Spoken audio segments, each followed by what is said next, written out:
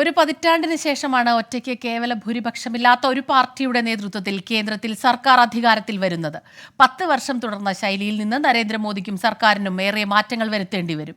അവസരം കാത്തിരിക്കുന്ന പ്രതിപക്ഷമാണ് സർക്കാരിന് മുന്നിലുള്ള പ്രധാന വെല്ലുവിളി. കൂട്ടുകക്ഷി സമ്പ്രദായത്തെ വിമർശിച്ച് നടത്തിയ പ്രചാരണമാണ് 2014 BJPയെ ഒറ്റയ്ക്ക് കേവല ഭൂരിപക്ഷമുള്ള പാർട്ടിയാക്കി മാറ്റിയത്.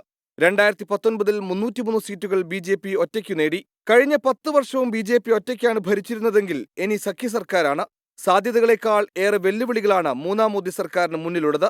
ഒരു രാജ്യം ഒരു തെരഞ്ഞെടുപ്പ്, ഏകീകൃത സിവിൽ കോഡ് തുടങ്ങിയവ നടപ്പാക്കുന്നതിനെക്കുറിച്ച് BJPക്ക് ഈ ഘട്ടത്തിൽ ആലോചിക്കാൻ പോലും കഴിയില്ല.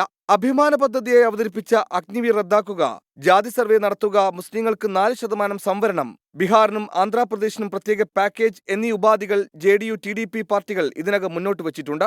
ഇരു പാർട്ടികളെയും അവഗണിക്കാൻ നിലവിൽ BJPക്ക് കഴിയില്ല. കഴിഞ്ഞ 10 വർഷം നിശബ്ദരായിരുന്ന ഘടകകക്ഷികളിൽ നിന്ന് പോലും പുതിയ ആവശ്യങ്ങൾ ഉയരും. മുൻപൊരു കാലത്തും ഉണ്ടായിട്ടില്ലാത്ത അത്രയും ജാഗ്രതയോടെ അവസരം കാത്തിരിക്കുന്ന പ്രതിപക്ഷമാണ് സർക്കാരിന് മുന്നിലെ പ്രധാന വെല്ലുവിളി.